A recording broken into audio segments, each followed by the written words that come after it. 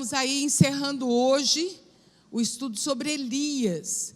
E nós estaremos vendo aí Elias do Antigo ao Novo Testamento. Nós vemos Elias no livro... pessoal do discipulado e novos membros.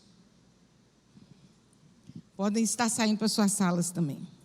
Graças a Deus está tudo voltando ao normal. Nós estamos sem máscara, gente. Aleluia, né? Quero lembrar que quem não se sente confortável ainda de tirar sua máscara, né? É algo que nós vamos conviver por um tempo ainda. Alguns vão estar na liberdade de ficar sem máscara, outros ainda nem tanto. Então, graças a Deus que cada um pode estar fazendo do jeito que achar melhor para a sua saúde. Que Deus possa continuar abençoando nosso país, que nós possamos estar voltando, né, à normalidade aí. Então, vamos orar? Porque Deus quer nos falar muitas coisas nessa manhã e que o Espírito Santo dele esteja à vontade no nosso meio, fale aos nossos corações, aqueles que nos ouvem em casa. Pai Celestial, bom é estarmos na Tua casa, bom é podermos louvar ao Senhor, dizer ao Senhor que em Ti nós confiamos, em Ti nós esperamos e que em Ti a nossa fé está depositada. Pai, nós elevamos os nossos olhos para os montes e podemos perguntar de onde nos virá o socorro. Nosso socorro vem do Senhor que fez os céus e a terra. Pai, muito obrigado por esse tempo que podemos parar e estudar a Tua palavra e aprender mais de Ti. Meu Deus, não nos deixe cair no engano, meu Deus, dos falsos ensinamentos. Que Teu Espírito Santo sempre nos conduza na verdade, na fidelidade da Tua palavra, na sã doutrina. Abençoa a Tua igreja na face da terra, os pastores que trabalham, Senhor, para levar a palavra pura e abençoada do Senhor. Nos abençoe aqui nessa manhã, é que oramos a Ti em nome de Jesus. Amém. Nós temos aí o texto básico de hoje que está em Malaquias, capítulo 4, versículos 5 e 6, que diz assim: eis que envio o profeta Elias, antes que venha o grande e terrível dia do Senhor, e converterá o coração dos pais aos filhos, e o coração dos filhos aos seus pais, para que eu não venha e fira a terra com maldição. Em Mateus 3:2 diz assim: arrependei-vos, porque está próximo o reino de Deus. Não é sem motivos que quando nós vamos estudar sobre a vida, a história de Elias, nos provoca bastante interesse, porque Elias, ele está no Velho Testamento, e ele é referido, a sua pessoa, faz referência da sua pessoa 29 vezes no Novo Testamento. Ele é mencionado 29 vezes no Novo Testamento. Qual que seria a intenção de Elias aparecer no Velho Testamento e tão significadamente no Novo Testamento por 29 vezes? Nós precisamos entender algumas colocações que o Novo Testamento nos traz para entendermos melhor a pessoa de Elias e de João Batista. Elias era no Novo Testamento, no Velho Testamento, e João Batista no Novo Testamento. Tem muitas pessoas, já ouvi algumas pessoas afirmando que João Batista era a reencarnação de Elias. Mas hoje nós vamos estudar a palavra de Deus e vamos entender o que a palavra de Deus nos diz em relação à pessoa de João Batista e à pessoa de Elias. Vamos abrir nossas Bíblias em Mateus capítulo 11, versículos de 1 a 14.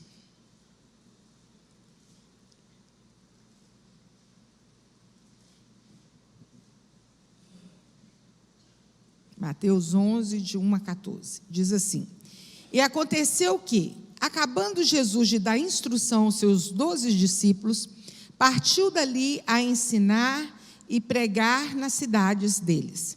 E João, que é o João Batista, ouvindo no cárcere falar dos feitos de Cristo, enviou 2 dos seus discípulos a dizer-lhe: és tu aquele que havia de vir, ou esperamos outro?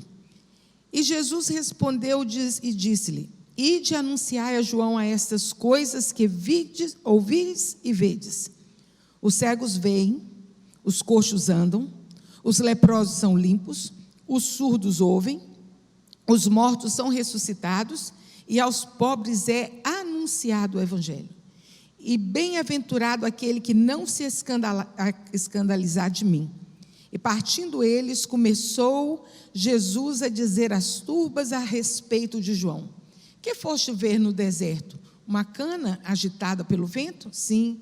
Que foste ver? Um homem ricamente vestido? Os que trajam ricamente estão nas casas do rei. Mas que foste ver? Um profeta? Sim. Eu vos digo, muito mais do que um profeta, porque é este que está escrito: eis que diante da tua face envio o meu anjo, que preparará diante de ti o teu caminho. E vos digo, entre os de nascido de mulher, não apareceu alguém maior do que João Batista, mas aquele que é menor no reino dos céus é maior do que ele. No versículo 14 ele diz assim: e se quereis dar crédito, esse é Elias que havia de vir. E se quereis dar crédito, esse é Elias que havia de vir. É muito interessante, né? Quando os discípulos de João estava lá no cárcere, e ele manda perguntar: é o Senhor mesmo ou eu tenho que esperar outro? Jesus não responde se era ele ou se não era. Ele fala dos feitos dele. Vai lá e fala para João: os coxos andam, os cegos veem, os surdos ouvem. E os homens ali voltaram para levar as boas novas para João Batista, que estava preso. Jesus volta a conversar com os discípulos, perguntando quem é que eles tinham visto a respeito de João. Quando ele chega no versículo 14, ele fala assim: se quereis dar crédito, este é o Elias que havia de vir. Mas João Batista não era Elias ressuscitado. Ele assumiu o papel profético de Elias, ao enfrentar corajosamente o pecado e conduzir as pessoas a Deus.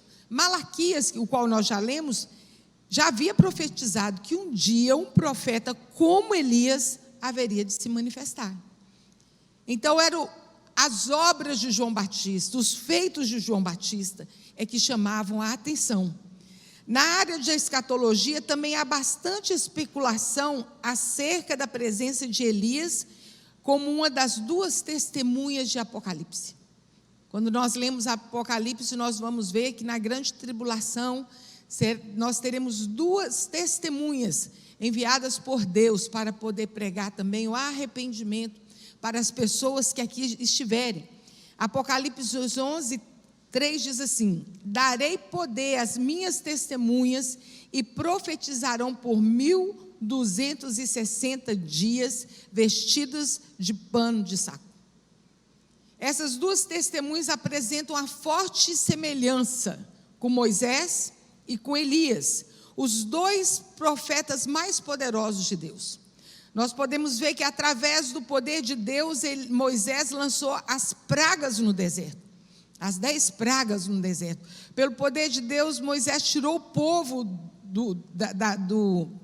da prisão do Egito. E tantos feitos através do poder de Deus, através da vida de Moisés. E Elias derrotou os profetas de Baal. Elias orou e não choveu. Quantos feitos! Esses 2 homens aparecem ao lado de Cristo na sua transfiguração. Gente, essa passagem que está lá em Mateus capítulo 17, os irmãos quiserem abrir para poder nós estarmos lendo, é Mateus 17, a partir do versículo 1, porque Jesus era o Filho de Deus encarnado. Jesus veio, ele nasceu, se fez como homem, mas ele era um ser divino. E nessa parte aqui da transfiguração, Gente, eu fico imaginando Pedro, Tiago e João, o aperto que aqueles três passaram. Eles estavam sempre perto de Jesus, nos feitos de Jesus. E nessa hora, Jesus, tipo assim, vocês querem conhecer um pouco mais, na realidade, quem eu sou? E eles passaram esse aperto aqui. Vou mostrar para vocês, olha aqui. 6 dias depois, tomou Jesus consigo a Pedro, Tiago e João, seu irmão, e os conduziu em particular a um alto monte. E transfigurou-se diante dele, e seu rosto resplandeceu como o sol, e seus vestidos tornaram-se brancos como a luz. E eis que lhes apareceram Moisés e Elias falando com ele. E Pedro, tomando a palavra, disse a Jesus: Senhor, bom é estarmos aqui. Se queres, façamos 3 tabernáculos, um para ti, um para Moisés e um para Elias. Estando ele ainda a falar, eis que a nuvem luminosa os cobriu, e da nuvem saiu uma voz que dizia: Este é o meu filho amado, em quem me comprazo, escutai-o.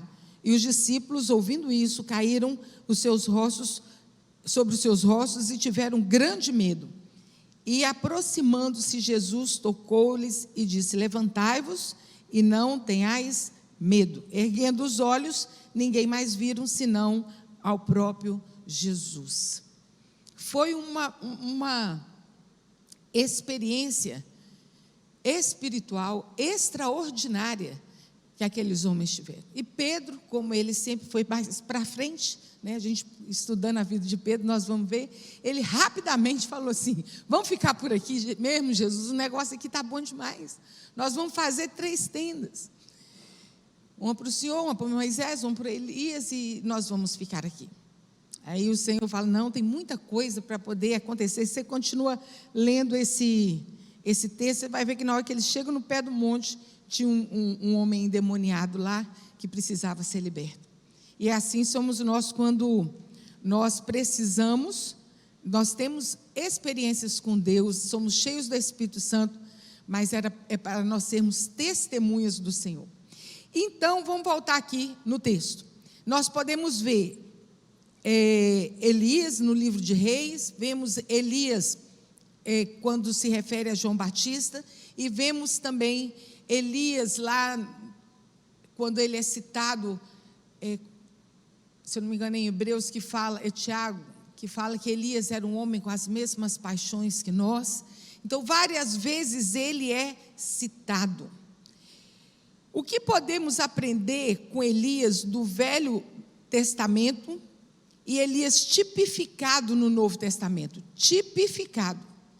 Elias, ele só tem uma representação em João Batista. Nós vamos entender o porquê deles serem tão semelhantes, das pessoas às vezes até confundirem João Batista com Elias. Alguma atitude a ser mudada, alguma advertência a ser atendida, alguma promessa a ser... Deixa eu ver aqui.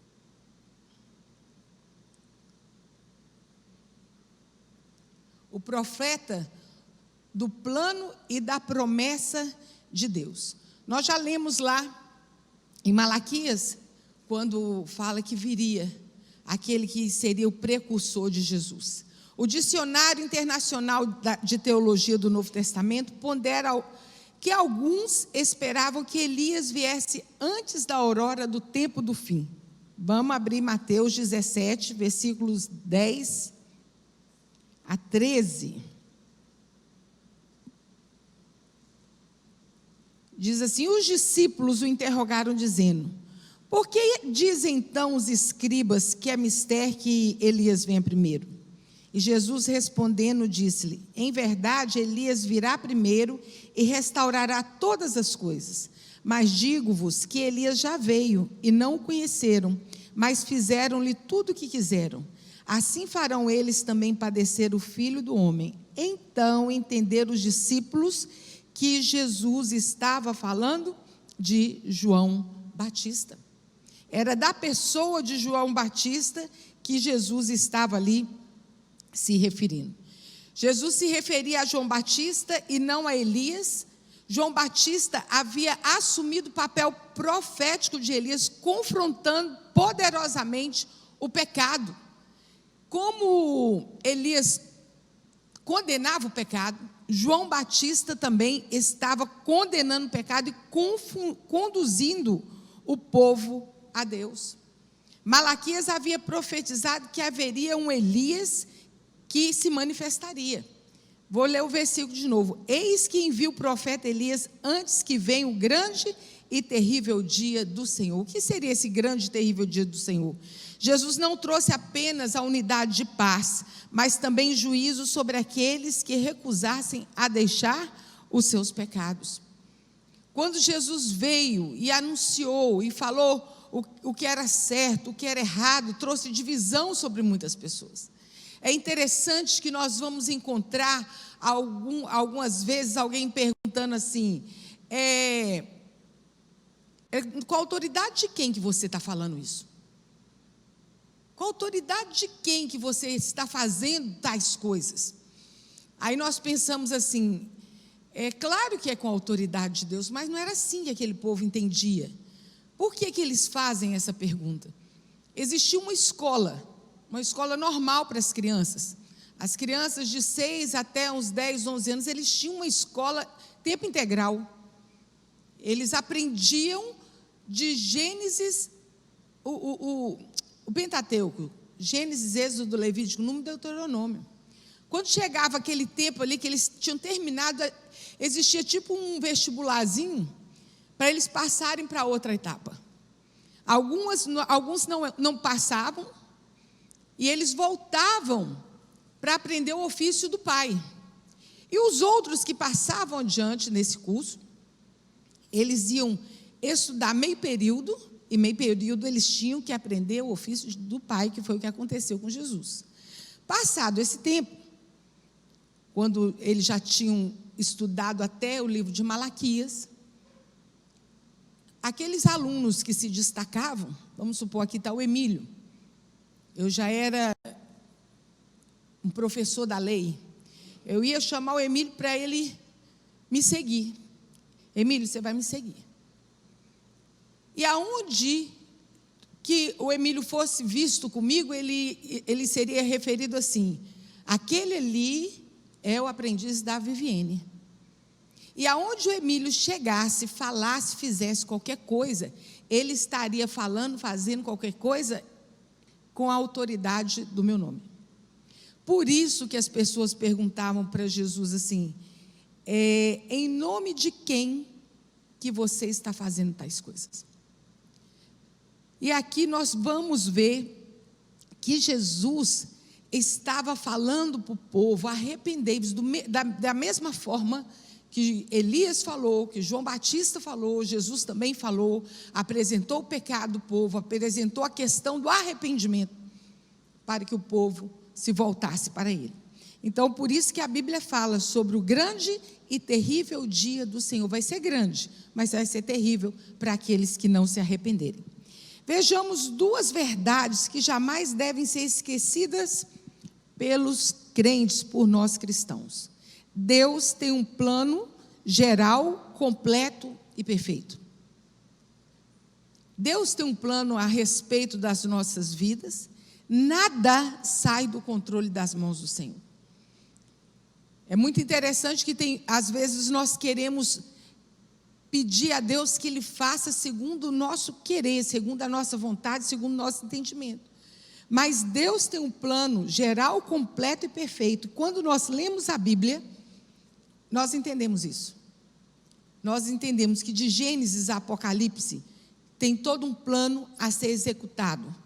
Havia um plano e o plano foi executado.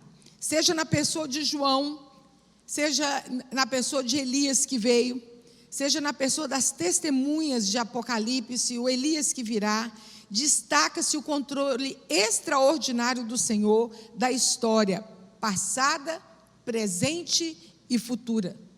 A pessoa de Elias é um testemunho da soberania que Deus tem na história em suas mãos. Nós podemos ver que todas as coisas, não é só a história de Elias, mas a história de todos os homens. Nos aponta que é melhor confiar em Deus do que confiar em homens. É melhor confiar em Deus do que confiar em príncipes. É impressionante a matemática da Bíblia. Quando nós lemos, outro dia eu falei para os adolescentes essa curiosidade, que nós temos o maior livro da Bíblia, com o maior número de capítulos, que se encontra no Salmo 119. O menor livro, o menor capítulo, o menor capítulo é o Salmo 117. Se você contar do Salmo 119 até o último capítulo de Apocalipse, você vai encontrar 594 capítulos. Se você pega do Salmo 117 até o primeiro capítulo de Gênesis, você vai encontrar 594 capítulos. Aí entende-se que o livro do meio da Bíblia é o Salmo 118. Quando nós somamos 594 mais 594, nós vamos achar 1188. Se a gente põe isso entre capítulo e versículo, você vai lá e acha 118:8. Aí nós voltamos lá no Salmo 118, versículo 8, que diz: melhor confiar em Deus do que confiar nos homens. Melhor confiar em Deus do que confiar nos príncipes. Deus sempre tem um controle de todas as coisas. É melhor sempre nós confiarmos no Senhor. A história da nossa vida, a história da nossa família, nós podemos confiar nele. Deus tem prometido e cumprirá as suas promessas. Quem esteve aqui quarta-feira, ou quem ouviu o culto online, a Georgia pregou sobre isso, a pastora Georgia, que Deus sempre cumpre as suas promessas. A vinda de João Batista é um sinal maiúsculo do cumprimento das promessas de Deus. Essa história está lá em Lucas capítulo 1. Zacarias e Isabel eram pessoas, a Bíblia fala ali no capítulo 1, como que eles eram tementes a Deus, como que eles amavam a Deus, como eles serviam na casa de Deus com toda a inteireza do seu coração. Mas tinha uma coisa: eles não tinham filho. Eles não tinham filho, e aquilo pesava no coração deles, que era uma vergonha naquela época não ter filhos. Mas o tempo passou. Isabel já não estava mais na idade de ter filhos. E um dia, quando foi ter o culto lá no tabernáculo, João Batista, como sumo sacerdote, ele foi sorteado para entrar para a parte do Santo dos Santos, que o tabernáculo era dividido no pátio, o lugar santo e o Santo dos Santos. E ele foi. Quando ele estava lá, apareceu um anjo, falou para ele que ele teria um filho, e que o nome desse filho seria João. Duas coisas para ele praticamente possíveis. Primeiro era ter um filho. E segundo, colocar o nome do menino de João, porque não tinha ninguém de João na família. Como que ele ia colocar esse nome? E ele, no momento, ele não creu. Ele achou aquilo, e o anjo não gostou dele não ter acreditado. Falou assim: então tá bom, você vai ficar mudo até o dia que o menino nascer. E aí foi aquele negócio, ele saiu de lá já mudo, né? E aí nós voltamos para Isabel. A Bíblia, nesse capítulo, continua dizendo assim, que logo poucos depois, Isabel estava grávida. E ela, por 5 meses, ela ocultou dizendo, eu não sei se ela ocultou a sua gravidez porque ela estava envergonhada pelo fato de já estar em idade avançada e estar grávida, ou porque ela queria curtir aquela gravidez, só ela e o menino mesmo. Mas diz assim que por 5 meses ela ocultou dizendo, assim me fez o Senhor, no dia em que atentou em mim, para destruir o meu opróbrio diante dos homens. Daquela alegria ela falava, assim me fez o Senhor. Deus não havia esquecido dela, Deus não estava tentando, assim, você está aí, Isabel. Não, não foi assim. Mas Deus falou assim, é chegada a hora, Isabel.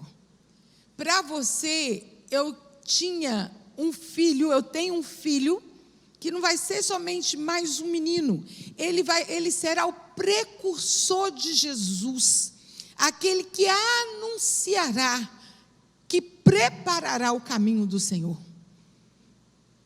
E é interessante que Maria, quando fica grávida, ela vai encontrar com Isabel, que era prima de Maria, e os dois celebram no ventre, um pula de um lado, outro pula do outro. Eles já estavam ali celebrando aquele encontro maravilhoso. Então, a vinda de João Batista é um sinal maiúsculo do cumprimento da promessa de Deus. Às vezes nós ficamos querendo apressar aquilo que nós tanto desejamos, mas Deus às vezes está falando assim: espera um pouco, não é hora, não é tempo. Nós vemos essa história na vida de Ana, né? A Ana chorava tanto por um filho: me dá um filho, senão eu morro, aquela agonia no seu coração. Quando o menino nasce, era um profeta Samuel. Então vamos aguardar. Nós precisamos ter no Senhor santas expectativas daquilo que Ele vai fazer. Aquele que prometeu, é certo que cumprirá. Tanto o profeta João, com ministério semelhante ao profeta Elias, como a afirmação das testemunhas do Apocalipse, são evidências de que as promessas de Deus são sempre fiéis e cabalmente cumpridas. Meus irmãos, Deus é digno da nossa confiança. Nós precisamos cuidar, porque devido à nossa limitação, por vezes nós vamos duvidar daquilo que Deus pode fazer. Nós somos muito limitados. Às vezes nós queremos limitar o agir, o poder de Deus, segundo aquilo que a gente crê. Ainda bem que Deus faz infinitamente mais do que nós pedimos ou imaginamos. Podemos depender dEle e confiar em suas promessas para as nossas vidas. O profeta do arrependimento e do Messias de Deus. Arrependimento, aqui está o ponto, aqui está a palavra-chave, tanto para Elias como para João Batista. Era o discurso de todos os dois. Enquanto o povo estava esperando a reencarnação física de Elias, o projeto de Deus era uma manifestação espiritual no ministério de João Batista.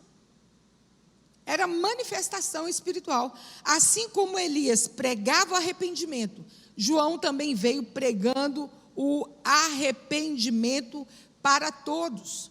Não há sinais de outro profeta que atue tão decisivamente na condenação do pecado, na condenação da alegria, da idolatria, na condenação da corrupção, como Elias e como João Batista.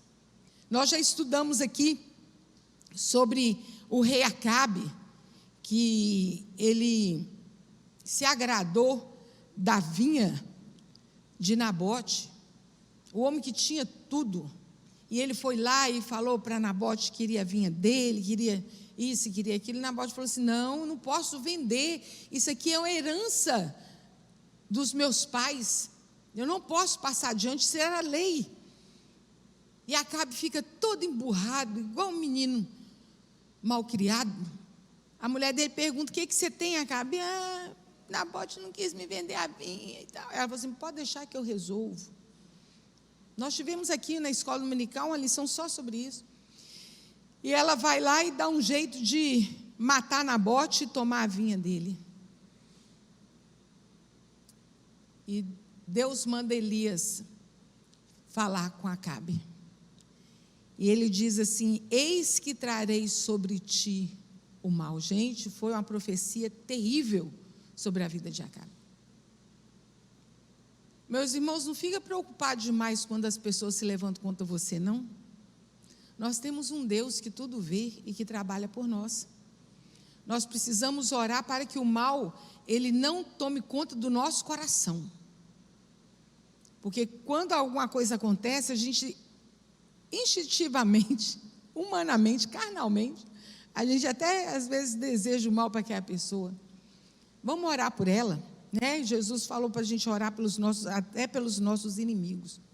E aqui nós vemos quando Elias vai e leva a mensagem de condenação para Acabe. A sorte é que Acabe se arrepende e o negócio não ficou tão feio para o lado dele. Quem quiser estudar isso depois, está lá em 1 Reis, capítulo 21. Depois nós vamos ver quando Elias faz um desafio aos profetas de Baal. O negócio é o seguinte: nós vamos resolver aqui hoje quem que é o Deus verdadeiro e quem que é o Deus falso. Pode fazer aí um altar. O Deus que mandar fogo do céu é o Deus verdadeiro. E ali o povo sempre foi gente, sempre foi povo, né? Tem um bochicho, você pode saber, eu não sei se esse povo era pior do que Valadarense. Acontece uma coisa, quando se assusta, está aquele povão ali no meio, e assim esse povo foi para ver o que estava acontecendo. Eu sei que Elias aproveitou a reunião daquele povo e fala assim: até quando cocheareis entre dois pensamentos? Até quando você vai ficar pensando em qual Deus que você vai servir, se isso é certo ou se isso é errado? Ele fala: se o Senhor é Deus, seguiu. Se Baal, seguiu. Mas não fica lá pecar e pelar, não. Lá em Apocalipse, quando fala sobre as 7 igrejas,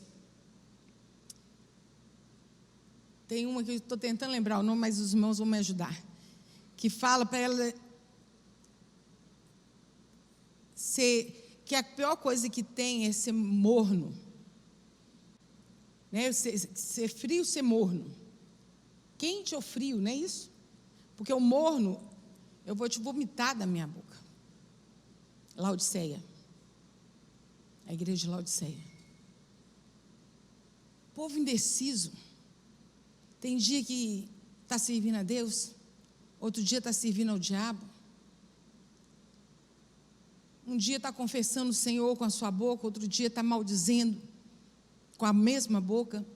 E o próprio Jesus nos diz que não pode sair, jorrar água doce e água salgada da mesma fonte.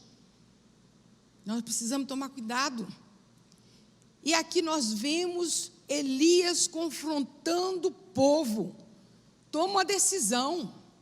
Nós vimos Josué, capítulo 24, ele fala: escolher é quem você quer servir. Eu e a minha casa seguiremos ao Senhor. Agora você segue quem você quiser. Eu sei quem é meu Deus. E quando nós vamos estudando a vida de João Batista, nós vamos ver que João Batista desenvolve o mesmo ministério, semelhante, pregando arrependimento, atacando a corrupção moral de Israel, atacando o rei Herodes e sua esposa idólatra e promíscua.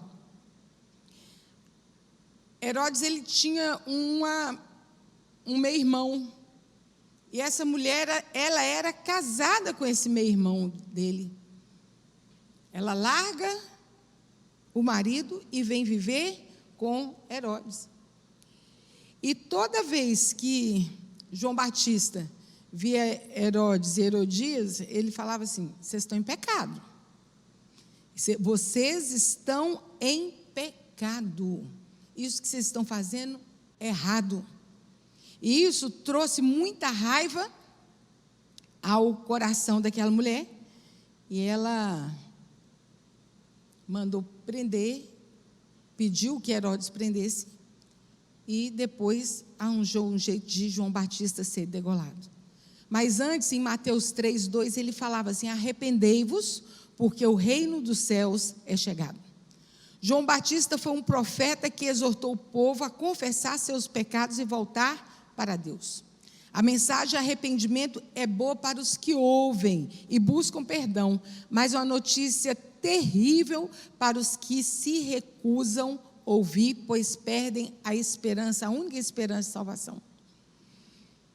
Quando a palavra de arrependimento ela é pregada, a pessoa pode aceitar ou não. Se você aceita, você fica mais tranquilo, você fica feliz, saiu aquele peso do pecado da sua vida. Mas quando você não aceita, não dá ouvido à palavra de arrependimento, vou falar uma coisa, vão ser 2 pesos. Um porque você pecou, outro porque você não arrependeu. Porque você sabe que você continua no erro. A palavra de arrependimento vem. Talvez possa acontecer um momento de você pecar e não ter noção que pecou. De tão normal que está a prática do pecado. Mas o Espírito Santo de Deus, através da palavra, através da canção, através de uma pregação, através da palavra de alguém, vai trazer você, olha, o que você fez foi errado. Quando nós vemos lá a história de Davi, ele adulterou com Batseba, depois armou para o marido dela morrer, e ele, por fim, a mulher ficou viúva, ele casou com a viúva e estava tudo bem. Estava tudo bem, gente, estava bem demais. Ele não estava tendo noção do pecado dele. Mas na hora que Natan chega e conta a história do homem que só tinha uma ovelha, o outro tinha um punhado, e o homem vai lá, mata o homem para pegar a única ovelhinha dele e tal, o que a gente faz com esse homem? O próprio Davi falou assim, quê? Tem que matar um homem que faz uma coisa dessa. Aí Natan virou e falou assim, essa pessoa é você, Davi. Foi você que fez isso. Naquela hora, ele caiu em si. Aí você vai lá no Salmo 51 e lê o pedido o arrependimento de Davi, o pedido de perdão. Renova em mim, Senhor, a alegria da salvação, cria em mim, Senhor, espírito reto, e vai pedindo a Deus perdão e renovação. Vou falar uma coisa, meus irmãos, nós temos o Espírito Santo de Deus, nós temos a palavra do Senhor. Nós não ficamos no pecado enganado. Nós podemos ficar no pecado porque estamos gostando dele. Mas que o Espírito Santo nos traz a palavra para que nós possamos arrepender, isso nos traz. Não podemos mais viver na prática do pecado. Não podemos viver mais na prática do pecado. O pecado na nossa vida tem que ser acidente. Ai, meu Pai eterno, Jesus, tem misericórdia, eu errei, me perdoa, me limpa, me ajuda a sair desse momento. Cuidado com a pregação que está existindo aí hoje em dia, o tal da hipergraça. Você vem a Jesus como está e continua como está, porque Jesus é bom. Jesus é bom. O sangue de Jesus Cristo, ele nos purifica de todo o pecado, e o Espírito Santo nos leva a viver uma vida de santidade. Não existe esse negócio de nós, só porque nós falamos que confessamos Jesus, continuarmos na prática do pecado. Não existe isso. Infelizmente, hoje tem igrejas que têm anunciado esse engano para o povo. O tal do não tem importância, não tem problema. Lá no inferno vai ter uma ala só para os crentes não tem importância. Gente, vamos parar de brincar com a vida espiritual. O Senhor nos chamou para vivermos uma vida em santidade. A tragédia, conforme o próprio Senhor Jesus, é que os judeus esperavam tanto por Elias, como esperavam por um messiânico político, e não identificaram João Batista como o Isaías havia anunciado. Mateus 3:3 diz assim, porque este é o anunciado pelo profeta Isaías, que diz, vós que clama no deserto, preparai o caminho do Senhor e endireitai as suas veredas. Eles não identificaram e nem receberam, não identificaram João Batista e nem receberam para achar o caminho para o arrependimento. Muitos não reconheceram João Batista como aquele que Malaquias havia anunciado. Da mesma forma, também esperavam um Messias político que redimiria Israel e não receberam a Cristo como Filho de Deus. Eles esperavam que Jesus chegasse de uma outra forma para os libertar, de uma forma política, mas Jesus veio foi para libertar a alma do homem. Jesus veio para religar o homem a Deus. Jesus veio para trazer salvação. Jesus veio para trazer transformação, para libertar o homem do jugo que aquele povo vivia, para trazer esperança, para trazer alegria, para trazer paz. Foi isso que Jesus veio, mas eles não reconheceram Jesus como Filho de Deus. Não reconheceram. Tem um texto que Jesus chega para os discípulos e pergunta assim, os discípulos chegam para Jesus e falam assim, olha Jesus, eles estão falando que o Senhor é isso, que o Senhor é aquilo, falando várias coisas sobre Jesus. E Jesus vira para eles e pergunta assim, e vós? Quem dizeis que eu sou? E nessa hora, Pedro, tomado pelo Espírito Santo, ele fala assim, tu és o Cristo, o Filho do Deus vivo. Tu és o Cristo, o Filho do Deus vivo. Mas muitos não reconheceram Jesus, não reconheceram a soberania do Senhor. O profeta da fé e da providência de Deus. Elias também é conhecido como homem que crê em Deus e experimenta em seu ministério a intervenção providente do Deus verdadeiro. No Novo Testamento destaca essa marca em sua história, que está em Lucas, capítulo 4, 25. Em verdade vos digo que muitas viúvas existiam em Israel nos dias de Elias, quando o céu se cerrou por 3 anos e 6 meses, de sorte que toda a terra houve grande fome. Lá em 1 Reis 17, 8 a 16, não vou estar lendo, mas conta-se a história de que Deus manda Elias ir na casa dessa viúva. Era tempo de seca, era tempo de fome. Ele chega, pede um pouco de água, depois ele pede um pouco de farinha. E ela fala assim, olha, eu só tenho isso aqui. Eu e meu filho, nós vamos comer e nós vamos morrer. Ele falou assim, não, você pode fazer um bolo para mim? Pode preparar uma comidinha para mim, que vai dar certo. E aquela mulher creu na palavra do profeta. E a Bíblia nos conta que, enquanto Elias ficou ali, aquela mulher, o menino e Elias comeram da farinha e do azeite que não acabaram na botija. Esse filho dessa mulher, depois, ele tem um mal súbito, morre, e Deus usa Elias para ressuscitar aquele menino. E Deus providenciou todas as coisas. Nós vimos também, quando ele vai ficar à beira do rio, enquanto tinha água, e os corvos traziam comida, carne, para Elias, para ele se alimentar.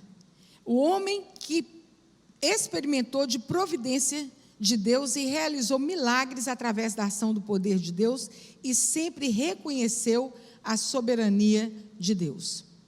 Devemos lembrar-nos das palavras duras de Jesus às multidões. Vocês me procuram porque viram milagres? Houve a multiplicação dos pães, a primeira. Meus irmãos, vamos pensar sério aqui.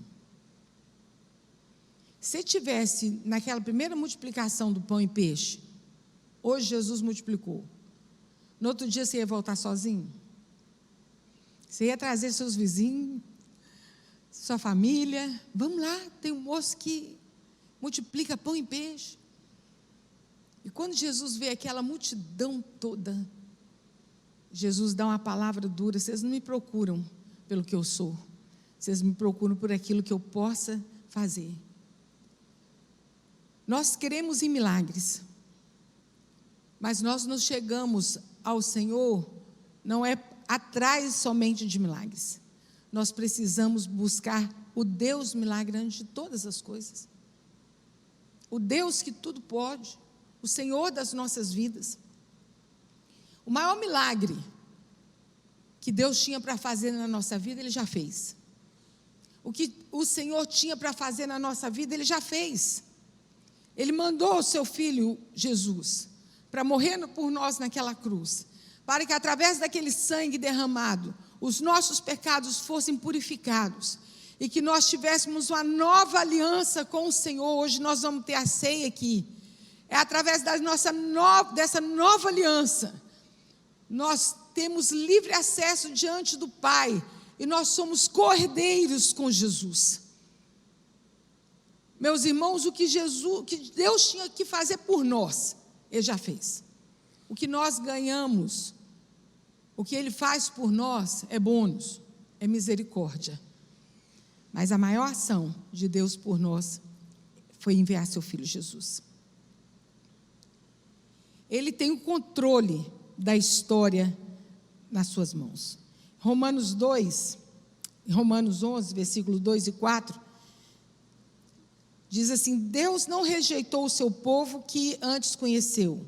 Ou não sabeis que a Escritura diz de Elias, como fala a Deus contra Israel, dizendo: Senhor, mataram os teus profetas e derribaram os teus altares, e só eu fiquei e buscam a minha alma. A palavra de Deus para Elias tem a finalidade de trazer a ele segurança e esperança.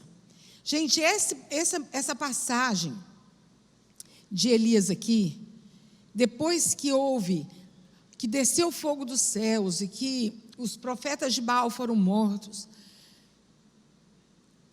Jezabel ameaça que mataria Elias, e Elias sai fugido daquela mulher. Aquele homem enfrentou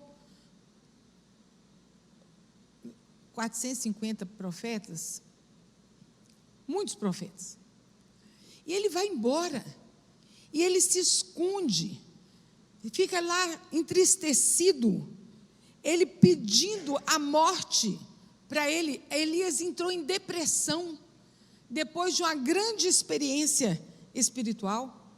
Em 1 Reis 19:9 diz assim: e ali entrou numa caverna, e passou a noite, não antes, versículo 4, e diz assim: e ele se foi ao deserto no caminho de um dia, e veio e assentou-se debaixo de um zimbro, e pediu em seu ânimo a morte, e disse: já basta, Senhor, toma agora a minha vida, pois não sou melhor que ninguém. Deitou, dormiu debaixo do zimbro, eis que um anjo tocou-lhe e disse: levanta-te e come. Por 3 vezes o Senhor fez isso com ele. Levanta e come, e dormia. O Senhor cuidou dele ali. E depois que ele comeu e bebeu, ele se levantou com a força daquela comida e caminhou por 40 dias e 40 noites. Gente, que comida, né? Que comida. Ô, Davi, você queria uma comidinha dessa, né? Davi corredor ali. Comeu e bebeu, andou por 40 dias e 40 noites com aquela comida. Uma comida forte. Lá no céu tem cozinha, gente. Lá no céu vai ter uma comidinha boa lá. No versículo 9 diz assim: entrou ele numa caverna e passou a noite ali. E eis que veio a palavra do Senhor e lhe disse: que fazes aí, Elias? Eu acho essa pergunta tão bacana do Senhor para Elias. Elias, o que você está fazendo aí dentro dessa caverna?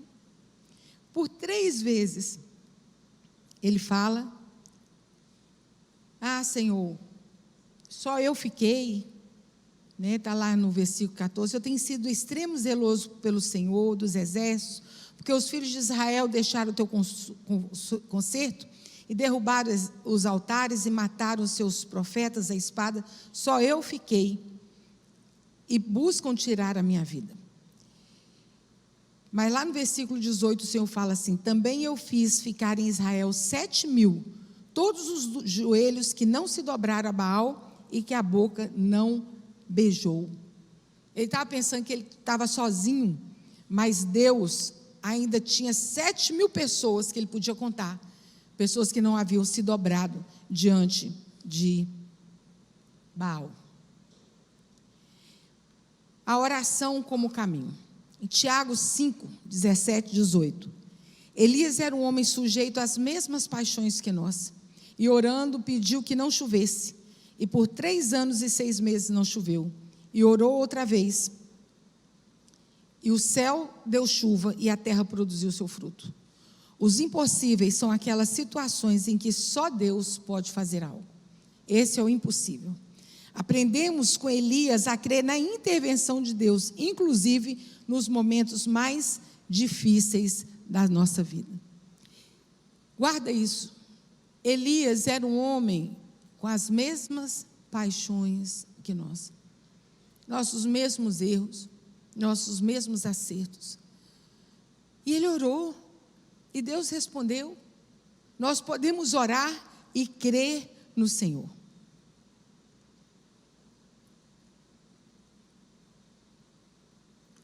A história de Elias faz parte de toda uma estrutura muito comum que na Bíblia geralmente chamamos de já e ainda não. O Messias já veio. Jesus já veio? Já veio. O Messias já veio, mas há um sentido em que aguardamos o Messias. Porque Deus amou o mundo de tal maneira que enviou o seu Filho único para que todo aquele que nele crê não pereça, mas tenha vida eterna. Jesus já veio.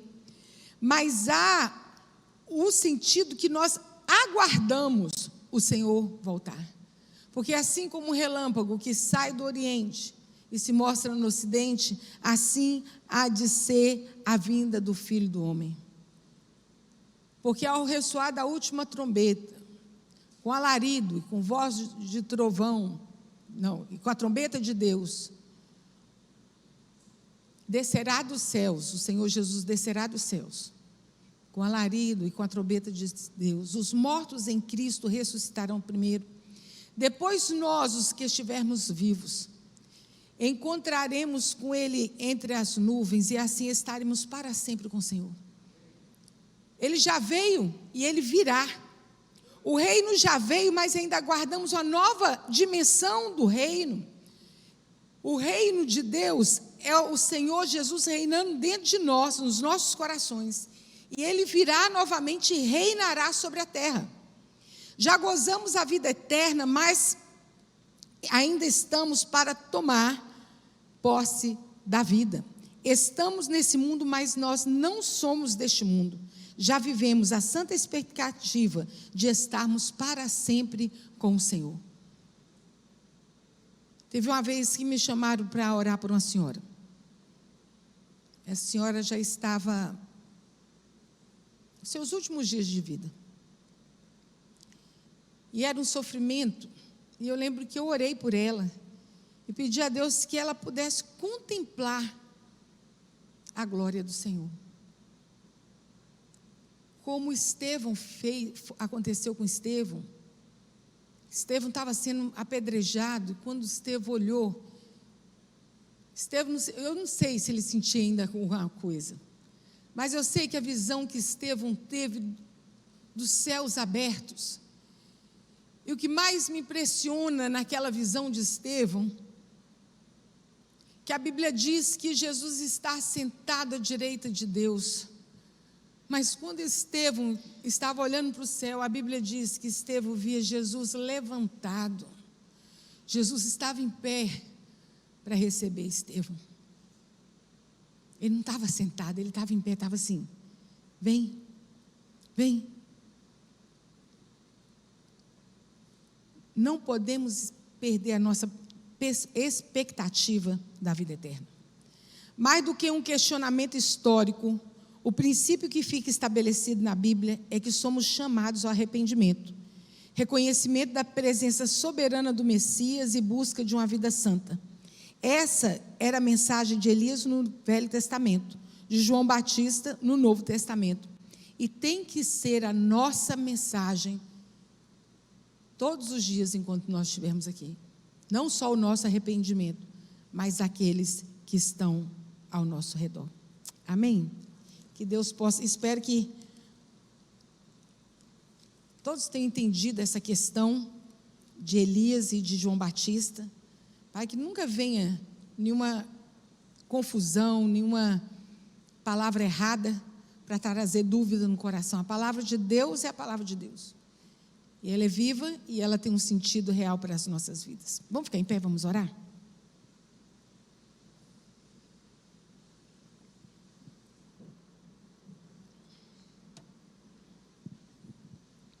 Pai Celestial, nós estamos aqui, Senhor, com o nosso coração aberto, para dizer ao Espírito Santo do Senhor, que nos convença sim do pecado, que nos traga o arrependimento daquilo que precisamos arrepender, que a nossa vida, Senhor, possa estar alinhada com os planos do Senhor para nós. Meu Deus, não nos deixe cair no engano, não nos deixe ficar com os olhos tampados, Senhor, diante do nosso pecado, mas que o Espírito Santo do Senhor nos traga a revelação e o convencimento do nosso pecado, e que o nosso coração possa, meu Pai Celestial, se humilhar diante do Senhor, reconhecer o caminho que precisamos trilhar, e que a nossa boca, Senhor, não se feche, quando nós virmos, Senhor, alguém trilhando o caminho, Senhor, do pecado, trilhando o caminho do inferno. Nos dá, Senhor, a palavra de unção, nos dá uma palavra amorosa, mas que traga a pessoa ao conhecimento da necessidade do arrependimento. Meu Deus, te agradecemos pela tua palavra em nome de Jesus. Amém.